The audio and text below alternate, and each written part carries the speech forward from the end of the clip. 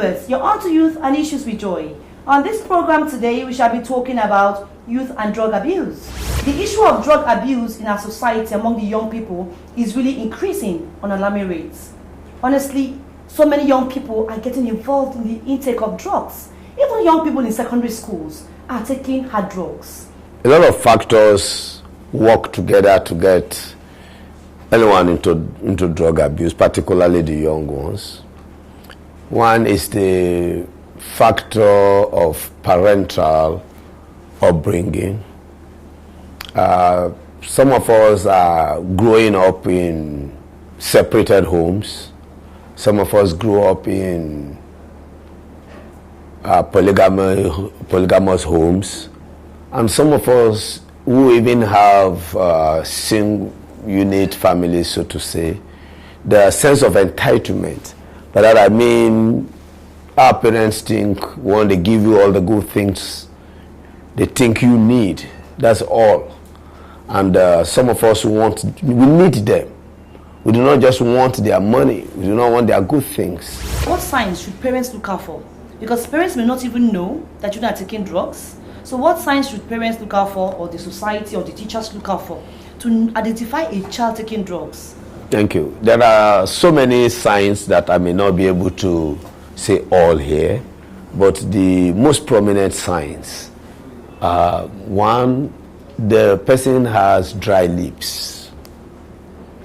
Always. Yeah, most of the time he has dry lips, and he would want to try to wet the lips.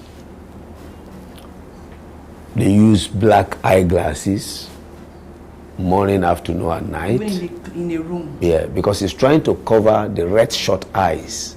Because when you smoke in their hemp, it gives you red short eyes, and they don't want to look at you so that you do not see it. So he prefers to use dark eyeglasses. They put on very tough perfumes to be able to cover the odor of cigarette, Indian hemp, or any of these hard drugs. Even it's in a room, he likes to always be alone more of the time, while he doesn't want to join the other mates or his parents when they are even in the sitting room. He wants to be alone in the room so that you do not begin to notice you. He may begin to be very talkative, someone who ordinarily is a very simple, gentle person. When he wants to play music, he wants to play his music very hard and loud. And sometimes if he's in the room, he could even put a sign that he doesn't want to be disturbed, pretends as if he's reading indoors, but he actually may not be reading.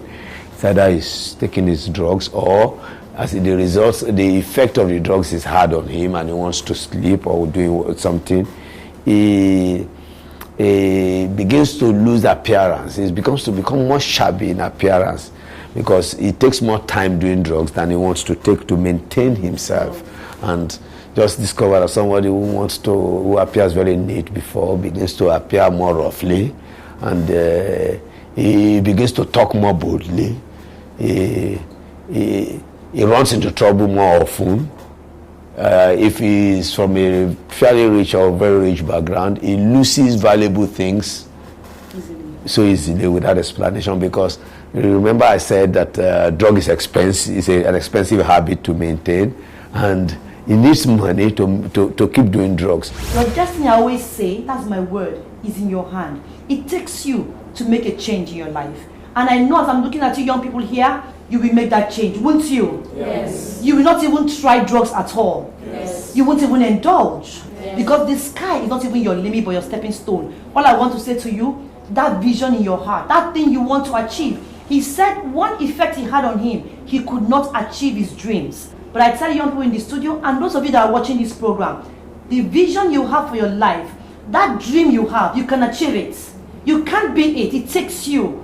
Don't get distracted. Peer influence is only when you allow peer influence, it will come to you. Don't allow peer influence to get to you.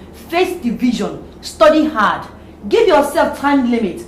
Give yourself time. Sacrifice. Study. And I know you will get there. Because I believe in you. You are the leader of tomorrow, and I know you will make the change we need in the nation.